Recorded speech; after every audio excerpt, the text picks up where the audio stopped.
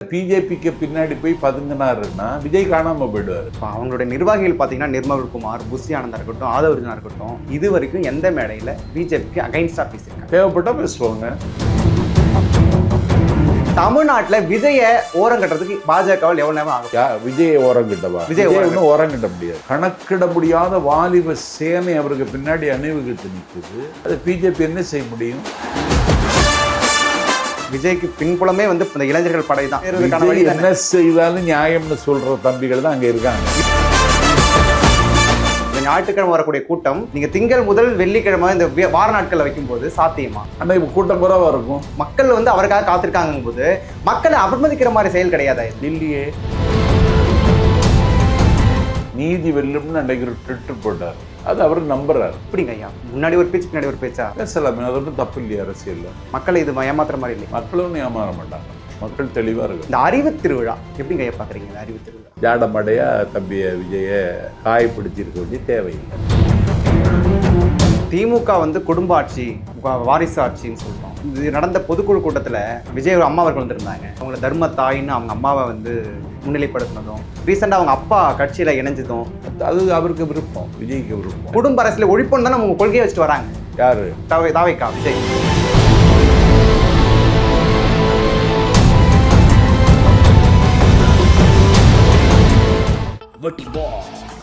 Big Boss Tamil season 9 review show நான் வர தினமும் ராத்திரி 11:30 மணிக்கு. Subscribe to colour Kannadi Media. Colour Kannadi voice நேயர்களுக்கு வணக்கம். இன்று நம்மோடு இணைந்திருப்பவர் எழுத்தாளர், பேச்சாளர், திராவிட இயக்க சிந்தனையாளர் திரு நாஞ்சில் சம்பத் ஐயா அவர்கள். வணக்கம் ஐயா. வணக்கம் ஐயா. திராவிட இயக்க சிந்தனையாக விளங்கிய நீங்க ஜெயலலிதா அம்மாவின் மறைவுக்கு பிறகு எந்த சாயலும் பூசிக்கொள்ளவில்லை அப்படின்னு சொல்லிட்டு, ஆனால் திமுக ஆதரவாக இடையில இருந்தீங்க. இப்போ ஐயாவினுடைய திமுக ஆதரவு தான் இருக்கு. அப்படி இருக்கும்போது அரசு பயங்கரவாதமும் மத பயங்கரவாதமும் தமிழ்நாட்டில் ஊடுருவலமாக இருக்க திமுகவுடன் தாவேக்காவும் வேண்டும்னு சொல்றது எந்த வகையில ஏற்றுக்கொள்ள முடியுது? திமுக மட்டும் போதாது, அதை எதிர்கொள்ள இன்னும் ஒரு இயக்கம் தேவைப்படுகிறது. அது தாவேக்காவாக இருக்கிறது. இப்ப தாவேக்கா தனித்து அதனை நடைமுறைப்படுத்த வாய்ப்பு இருக்கா? அதற்கான வலிமை இருக்கா இன்னும் தாவேக்காவுக்கு? மக்கள் தான் அதுக்கு வலிமை. எந்த கட்சிக்கு தொண்டர்கள் இருக்காங்களோ அந்த கட்சி அதை எதிர்கொள்ளும். இப்போ பீகார்ல நடந்த எலெக்ஷன்ல நிதிஷ்குமார் கூட தொடர்ந்து 20 வருஷமா அங்க சிஎம்மா இருக்காரு. ஆனா அவருக்கே வந்து பிஜேபி அங்க உள்ள வந்து சிவசேனா கட்சி எப்படி மகாராஷ்டிரால ஒடுக்குனாங்களோ அதே போல இப்ப பீகார்லயும் அவரை ஒடுக்கிறதுக்கு ஓரம் கட்டுறதுக்கு பிஜேபி நினைக்கிறாங்க. அப்படி இருக்கும்போது தமிழ்நாட்டுல விஜய ஓரம் கட்டுறதுக்கு பாஜகவில் எவ்வளவு நேரம் ஆக போகுது? விஜயை ஓரம் கிட்டவா? விஜய் ஒன்றும் ஓரம் கிட்ட முடியாது. மக்கள் மத்தியில் இருக்காருங்க அவரு. கணக்கிட முடியாத வாலிப சேனை அவருக்கு பின்னாடி அணிவகுத்து நிற்குது. எந்த எதிர்பார்ப்பும் இல்லாமல் சர்வபெரி தியாகம் செய்வதற்கும் தயாராக இருக்கிற தொண்டர்கள் இருக்கிற கட்சி அது. அது பிஜேபி என்ன செய்ய முடியும்? ஆனால் அந்த தொண்டர்கள் சனி ஞாயிறு மட்டும் தான் இயங்குற மாதிரியான சூழல் ஏற்படுது. சனி ஞாயிறுங்கிறது அவர் தேர்ந்தெடுத்தது. யாருக்கும் தொந்தரவு கொடுக்கக்கூடாது, கல்லூரி மாணவர்களுக்கு அதெல்லாம் தொந்தரவு கொடுக்கக்கூடாதுன்னு சனியை தேர்ந்தெடுத்தாரு.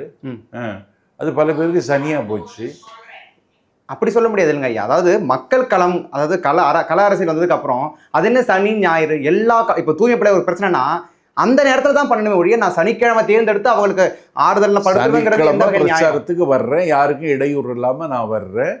அடுத்த சனிக்கிழமை வரைக்கும் அது மக்கள் மத்தியில் இருக்கும். அப்புறம் அடுத்த சனிக்கிழமை அடுத்த ஊருக்கு வர. அதில் என்ன தப்பு இருக்கு? நடுவில் அவருடைய நடவடிக்கை என்னவா இருக்கு அரசியல் கட்சிகள்ல? அப்படி ஒன்றும் தெரியலையே அவர் என்ன செய்யறாருங்கிறது. என்ன செய்யறாருங்கிறது இடையில வந்து இப்போ சனிக்கிழமை வராருன்னா அதுக்கப்புறம் அவர் எப்போ மீட்டிங் வைக்கிறாரோ, எப்போ நிகழ்ச்சி வரோ அப்பதான் அந்த தாவேக்கா நகர்வே தெரிகிறது. இன்னைக்கு மீடியா வந்து தாவேக்கா ஃபோக்கஸ் பண்ணுதுன்னா ஏன் ஃபோக்கஸ் பண்றாங்கன்னா திடீர்னு வருது, ஒரு அலை போல வந்துட்டு போகுது. திடீர்னு தான் உள்ள நுழையறாங்க அரசியல். ஆர்ப்பாட்டம் நடத்துறாங்களே, என்னைக்கு நடத்துறாங்க? ஞாயிற்றுக்கிழமை ஐயா. இன்னைக்கு அதான் ஞாயிற்றுக்கிழமை. ஆமா. இப்ப திமுக நீங்க சொல்றீங்களா கூட்டம் வந்து 200 ரூபாயில தொடங்கி 300 ரூபாயில தொடங்கி 500 ரூபாய் வரைக்கும் திமுக அதிமுக சொல்லலையா? அது போன்ற திராவிட இயக்க கூட்டங்கள் வருது அப்படின்னு சொல்றீங்க. ஆனா தாவேக்க கூட்டங்கள் நீங்க திங்கள்ல இருந்து வெள்ளிக்கிழமை ஒரு கூட்டம் நடத்தும் போது இது கூட்டம் சாத்தியமா? எப்படி இதே கூட்டம் சாத்தியமாங்கிற? இப்ப இந்த ஞாயிற்றுக்கிழமை வரக்கூடிய கூட்டம் நீங்க திங்கள் முதல் வெள்ளிக்கிழமை இந்த வார நாட்கள்ல வைக்கும் போது சாத்தியமா? ஆனா இப்ப கூட்டம் குறைவா இருக்கும். அப்போ தாவேக்காவுக்கு மக்கள் ஆதரவு இருக்குங்கிறத தாண்டி இளைஞர்கள் ஆதரவு தான் இருக்கு. இளைஞரை வைத்து அரசியல் செய்யறாருங்கிறத நான் பார்க்க முடியும். இளைஞர்கள் ஆதரவு மட்டுமே பெண்கள் ஆதரவும் இருக்கு. பெண்கள் ஆதரவு எந்த பெண்கள் சொல்றீங்க ஐயா? 40 வயதுக்கு உட்பட்டவர்களா? 40 வயதுக்கு மேற்பட்டவர்கள்? குடும்ப தலைவிகளே இருக்கா? 300 ரூபாயில தொடங்கி 500 ரூபாய் வரைக்கும் திமுக அதிமுக பெண்கள் ஆதரவு இருக்கு, ஓகே, கணிசமாக இருக்கு. அதே போல் நீங்கள் சொன்னீங்க ஐயா, விஜய் வந்து தாமதமாக வர்றது வரட்டும் அப்படிங்கிறீங்க. அது எப்படி ஒரு மக்கள் வந்து அவருக்காக காத்திருக்காங்கும் போது மக்களை அவமதிக்கிற மாதிரி செயல் கிடையாதா இது? இல்லையே. அண்ணா ஊத்தங்கரைக்கு பேச வர்றார். எங்க? ஊத்தங்கரைக்கு. இங்கேருந்து கிளம்பிட்டார் சென்னையிலேருந்து. அண்ணாவுக்கு கார் கிடையாது. யார் ஒரு நண்பர் கார் கொடுத்து காரில் புறப்படுறார். செங்கல்பட்டு பொழுது கார் பழுதாகிறது. பழுதாகிற காரை சரி செய்துட்டு ஆகும்போது இரவாயிடுச்சு. இன்னும் ஊத்தங்கரைக்கு போக முடியாது, திருப்பி சென்னைக்கு போயிடுவோன்னு சொல்கிறார் அண்ணா. சொல்கிறாரு அண்ணாவுக்கு நண்பர். அண்ணா சொன்னார், கூட்டம் ஏற்பாடு செய்கிறவன் என்ன நிலைமைக்கு ஆளாகியிருப்பான், அவனுக்கு ஆறுதலும் தைரியமும் சொல்லுவாவது போய் பார்த்துட்டு வந்துடுவோம்னு போகிறார். இரவு 10:30 மணிக்கு பேச வேண்டிய அண்ணா அடுத்த நாள் 10:30 மணிக்கு அங்கே போய் சேர்றார். கூட்டம் காத்து கிடந்தது. அது வரைக்கும் அங்கே பேசிகிட்டு இருந்தாங்க. இரவு 10 மணிக்கு வர வேண்டிய கலைஞர் அடுத்த நாள் 7:30 மணிக்கு வர்றார். அது வரைக்கும் நான் பேசிட்டு இருந்தேன். 9 மணி நேரம் பேசுறீங்க. 9 மணி நேரம் பேசுறேன். இது என்னதுன்னா, இதுக்கு பேர் தான் பிரச்சாரம்.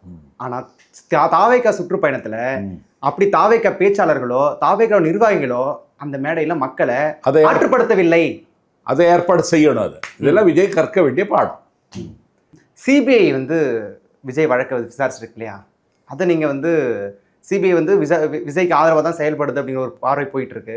அதை எப்படி பார்க்குறீங்க? அப்படி ஒன்றும் இல்லை. உண்மையை கண்டறிய போகிறாங்க, ஊருக்கு தெரிய போகுது, அவ்வளோதான். இதே விஜய் சிபிஐ வந்து பிஜேபியின் கைப்பாவையாக இருக்கு, ஆர்எஸ்என் கைப்பாவையாக இருக்குன்னு சொல்லிட்டு சிபிஐ நல்ல ஒரு நீதியை கொடுக்கும் அப்படின்னு நம்புகிறோங்க சொல்கிறது விஜயனுடைய பின்னணி என்னவா இருக்குன்னு தான் யோசிக்க வைக்கிது. நீதி வெல்லும்னு அன்றைக்கு ஒரு ட்விட்டர் போட்டார். அது அவர் நம்புறாரு, நமக்கு ஒரு நீதி கிடைக்கும். எப்படிங்க ஐயா, முன்னாடி ஒரு பேச்சு பின்னாடி ஒரு பேச்சா? பேசலாமே, அது ஒன்றும் தப்பு இல்லையா அரசியலில்? மக்களை இது ஏமாத்துற மாதிரி இல்லையா? மக்களும் ஏமாற மாட்டாங்க, மக்கள் தெளிவாக இருக்காங்க. இந்த அறிவு திருவிழா எப்படிங்க ஐயா பார்க்குறீங்க? இந்த அறிவு திருவிழா நல்ல விழா, நல்ல தலைப்பு, நல்ல பேச்சாளர்கள், கூட்டம் தான் இல்லைன்னு சொன்னாங்க. நான் போகலை, நமக்கு அழைப்பு இல்லை, அதனால போகலை, தெரியல. இது நடத்தணும், இது தொடர்ந்து நடத்திட்டு இருக்கணும். அவதூறு திருவிழான்னு சொல்லியிருக்காரு விஜய் அவர்கள். அவரை பேசியிருக்க வேண்டிய தேவையில்லை. அவங்க ஜாடமடையாக தம்பியை விஜயை காயப்படுத்தியிருக்க வேண்டிய தேவையில்லை. அதனால தான் அவதூறு திருவிழான்னு சொன்னார். அதே போலங்க ஐயா, இப்போது தாவேகா பிஜேபியின் கைப்பாவையாக தான் இருக்குது, பிஜேபி தான் வந்து விஜய் இயக்குது அப்படிங்கிற ஒரு பார்வை சொல்லிட்டு இருக்காங்களே, அதை நீங்கள் எப்படி பார்க்குறீங்க? தாவேகாவுக்கு அவருக்கு தான் எடப்பாடி பழனிசாமி இருக்குமா, அவங்களுக்கு எதுக்கு விஜய் எதுக்கு உங்களுக்கு? எடப்பாடி பழனிசாமி தாவேகா ஆதரவு தானே இருக்காரு, விஜய் ஆதரவு தானே இருக்காரு. இல்லையே, விஜய் எடப்பாடி ஆதரிக்கிறார். கரூர் துயரத்தில் விஜய்க்கு ஆதரவாக இருந்தவங்க யாருன்னு பார்த்தீங்கன்னா அதிமுக, பாஜக. கரூர் துயரம் வந்து எதிர்பாராதது, அதில் கருத்து சொல்வதற்கு எல்லாருக்கும் உரிமை இருக்கு. ஆனால் திமுக தாவேக்காவை வந்து பழி சொல்லவே இல்லை. ஆனால் இவங்க என்ன பண்ணாங்கன்னா திமுகவை மட்டும்தான் பழி சொன்னாங்க. யாரு? தாவேக்காவினர், அதிமுகவினர், பாஜகவினர் வந்து முழுக்க முழுக்க திமுக அதிகாரத்தில் இருக்கிற கட்சி. அதுதான் அதிகாரத்தில் இருக்குங்கிறதால நம்ம எதிர்க்கணுங்கிறதுக்காகவே எல்லாத்தையும் எதிர்க்க கூடாது. அதிகாரத்தில் இருக்கிற கட்சி அதில் கோட்டை விடுச்சு பாதுகாப்பு கொடுக்குறேன்னு சொல்லுது, நியாயமான குற்றச்சாட்டு தானே. அதெல்லாம் பிஜேபிக்கு பின்னாடி போய் பதுங்கினாருன்னா விஜய் காணாமல் போயிடுவார். விஜய்க்கு அதெல்லாம் தெரியும். இப்போ அவங்களுடைய நிர்வாகிகள் பார்த்தீங்கன்னா நிர்மல்குமார், புஷி ஆனந்தா இருக்கட்டும், ஆதவர்ஜனா இருக்கட்டும், இது வரைக்கும் எந்த மேடையில் பிஜேபிக்கு அகைன்ஸ்டாக பேசியிருக்காங்க? தேவைப்பட்டால் பேசுவாங்க. அப்போ தேவைப்படலையான்னு கேட்குறேன். எங்கே மேடை போட்டாங்க தம்பி, இது வரைக்கும் மேடையே போடலையே. ஐயா, இப்போ பொதுக்கூட்டம் நடந்தது, பொதுக்குழு கூட்டம், அதில் பிஜேபி எதிர்க்கல. ஆமாம். அதே போல கரூர் துயரத்துக்கு முன்னாடி நடந்த எல்லா நிகழ்வுகள்லையும் பிஜேபி பத்தி ஒரு சில விஷயங்களா பேசுறாங்க. கரூர் துயரத்துக்கு அப்புறம் பிஜேபி பத்தி வாயை திறக்கல. தேவைப்பட்டா திறப்பாங்க. ஆமா, இன்னைக்கு பிஜேபி எதிர்க்கிற நிலைப்பாடுல இருந்து தம்பி விஜய் சமரசம் செய்து கொண்டால் விஜய் கட்சி சாம்பல் ஆகிவிடும் என்பதை விஜய்க்கு நான் உணர்த்துக்கிறேன் உங்க மூலமா. ஏன்னா நிர்மல்குமார் வந்து ஆர்எஸ்எஸ்ல இருந்தாரு, பிஜேபியில இருந்தாரு, அதிமுகவில் இருந்தாரு. ஆனா அவர் திடீர்னு தாவேக்காக்கு வந்திருக்காரு. ஆனா அதிமுகவில் இருந்து ஏன் பிஜேபியில இருந்து ஏன் வெளியே வந்தாருன்னு சொல்லல, அதிமுகவில் இருந்து ஏன் வெளியே வந்தேன்னு சொல்லல. இப்போ தாவேக்கா இருந்திருக்காரு. அப்ப இதனுடைய பின்னணிங்கும் போது ஒரே நம்ம பொதுமக்கள் பார்வையின் அடிப்படையில் பார்க்கும்போது அது பிஜேபியினுடைய பின்னாடி தானே இருக்கிறாருன்னு தான் தோணுது. நிர்மல்குமார் பிஜேபியில் இருந்தார். பிஜேபியில் அவருக்கு அங்கீகாரம் கிடைக்கல. அதிமுகக்கு வந்தார். அதிமுகவில் அங்கீகாரம் கிடைக்கல, தாவேக்காவுக்கு வந்தார். இது அவருடைய கேரியர், இது அவரை பற்றி மட்டும். அதனால் இதுக்கும் கட்சிக்கு ஒன்றும் சம்பந்தம் கிடையாது. எப்படிங்க ஐயா நம்ம, அதாவது அவங்க தான் கொள்கை பரப்பு செயலாக இருக்காங்க, அவங்க தான் வந்து அந்த கட்சியினுடைய பொதுச் செயலாக இருக்காங்கும் போது அவங்க தான் மக்களை ஏக்குவாங்க. அடுத்தது ஆட்சிக்கு வராங்க அப்படின்னா 2026 அவங்க ஆட்சிக்கு வராங்கன்னா அவங்க அடிப்படையில் தான், கொள்கை அடிப்படையில் தான் வருவாங்க. ஒவ்வொரு மக்களுக்கு ஆட்சி நடக்கும். அப்படி இருக்கும்போது அவங்க இந்த மாதிரியான சிந்தனையில் இருக்கும்போது மக்களுக்கு எப்படி நல்லாட்சி, இவர் சொன்ன விஜய் சொன்னது மாதிரி ஒரு நல்லாட்சி எப்படி கிடைக்கும் தான் நான் ஏற்றுக்கொள்ள, இது கேள்வியா இருக்கு நமக்கு. நல்லாட்சி எப்படி நடத்த போறாரு, அவர் தமிழ்நாட்டு மக்களுக்கு என்ன திட்டம் வச்சிருக்காருன்னு இது வரைக்கும் சொல்லலை. கேட்டிங்களா? அது இனிமேல் சொல்லும்போது நம்ம விவாதிக்கலாம். ஐயா அவர்கள் வந்து கிட்டத்தட்ட ஒரு பல வருடமா திராவிட இயக்க சிந்தனையாளராக இருக்காரு. அப்படி இருக்கும்போது திமுகவை எங்க போனாலும் திமுகவை மட்டுமே குறி வச்சு அவர் தாக்குறாரு. யாரு? விஜய் அவர்கள். இது ஐயா அவர்களுடைய மனப்பான்மை. ஏன்னா இப்ப ஐயா அவர்கள் வந்து ரீசெண்டா விஜய்க்கு ஆதரவு தெரிவித்த மாதிரியான ஒரு பேச்சு இருக்கும்போது திமுக ஒரு பக்கம் அவர் சாடும் போது ஐயா அவர்கள் இங்க போய் விஜய் கட்சி தொடங்கிய அன்னைக்கே பிறப்புக்கும் எல்லா உயிர்க்கும்னு சொன்னாலேயே விஜய் மேலே எனக்கு ஒரு மரியாதை வந்துச்சு. கட்சி கொடியை அறிமுகம் செய்கிற பொழுது யானையை முன்னிறுத்தியதும், சங்ககாலம் என்கிற தங்க காலத்தில் போருக்கு போன மன்னர்கள் பயன்படுத்திய வாகை பூவை அவர் அந்த கொடியில் பதிவு செய்ததும் எனக்கு ரொம்ப பிடிச்சு போச்சு. அது போக அவருடைய பயணம் எந்த திசையை நோக்கி போகும்போது அதிலேயே அவர் சொல்லிட்டார். அவருடைய அரசியல் அனுபவ குறைவு தான் ஏற்பட்டிருக்கக்கூடிய சரிவுகளுக்கெல்லாம் காரணமே தவிர அவர் சரியான திசையில் பயணிக்கணும்னு முடிவெடுத்துட்டார். அதில் குறை காணுவதற்கு காணலாம்னு சொன்னால் காணலாம். அது ஏன் வேலை கிடையாது. புரியுதா? அதனால் அவர் சரியான திசைக்கு போகிறார் அப்படின்னு போய் பேசணும். திமுக வந்து குடும்ப ஆட்சி அப்படின்னு சொல்கிறோம், வாரிசு ஆட்சின்னு சொல்கிறோம். இப்போ இது நடந்த பொதுக்குழு கூட்டத்தில் விஜய் அம்மா அவர்கள் வந்திருந்தாங்க. அவங்கள தர்ம தாயின்னு அவங்க அம்மாவை வந்து முன்னிலைப்படுத்தினதும், ரீசெண்டாக அவங்க அப்பா கட்சியில் இணைஞ்சதும், அவருக்கு ஆதரவாக பேசுனதுங்கிறது இப்போ இதுவும் இணைஞ்சிட்டாரா சந்திரசேகர்? இல்லை அவர் சொல்கிறாரு, என்னோட மகன் இதுக்கு முன்னாடி நான் ஜெயலலிதா ஆட்சிக்கு அப்புறம் எங்கள் கட்சின்னு சேரலை, இப்போது நான் இந்த கட்சியில் தான் சேர மாதிரி இன்னும் ஒரு மறைமுகமாக சொல்லிட்டு போயிருக்காரு. இல்லை அவர் சேர்றது தப்பு ஒன்றும் இல்லையே. அப்போ இதுவும் ஒரு வாரிசுக்கான அரசியல் தானே சொல்ல முடியும். விஜயை பார்த்து வளர்த்தவர் அவர். விஜயனுடைய ஆரம்பகால படங்கள் எல்லாம் ஒன்றுமே ஹிட் ஆகலை. அது ஹிட் ஆக்குற அவர்களுக்கு அவனை தயார் பண்ணது அவர். பார்த்து வளர்த்தவர். அவருடைய மகன் ஒரு கட்சி தொடங்கி இருக்காருன்னா அந்த கட்சியில் அவர் இருந்தாங்கன்னுமே, அதில் தப்பு ஒன்றும் இல்லை. அவருக்கு பதவிகள் வழங்கப்படலாம் இல்லையா? அது அவருக்கு விருப்பம், விஜய்க்கு விருப்பம். அப்போது திமுக யாரும் எதுக்க மாட்டாங்க. இப்போ திமுகவில் அவர்களுக்கு இப்போ உதயநிதிக்கு கொடுத்தாலும் அல்லது வந்து இன்ப நிதி கொடுத்தாலும் அது அவங்க விருப்பம் தானே, அதை நம்ம தலையிட வேண்டிய அவசியம். ஆனால் இவங்க குடும்ப அரசியல் ஒழிப்புன்னு தானே அவங்க கொள்கையை வச்சுட்டு வராங்க. யாரு? தாவேக்கா விஜய். அப்போ சேர்க்க மாட்டார் யாருக்கும். ஒருவேளை சேர்த்தா அப்படி குடும்ப அரசியலை இது பண்ணி சொல்லிட்டு நீ ஏன் சேர்த்தானு ஒரு கேள்வியை கேட்கலாம், அவ்வளவுதான். கேள்வி மட்டும் தான் கேட்போமா? அப்போ இளைஞர்கள், ஏன்னா அவருடைய விஜய்க்கு பின்புலமே வந்து இந்த இளைஞர்கள் படை தான். நேற்று கூட அந்த எஸ்ஐஆர் பத்தி பேசும்போது ஜென்சி படை, இளைஞர்கள் படைன்னு சொல்றாரு.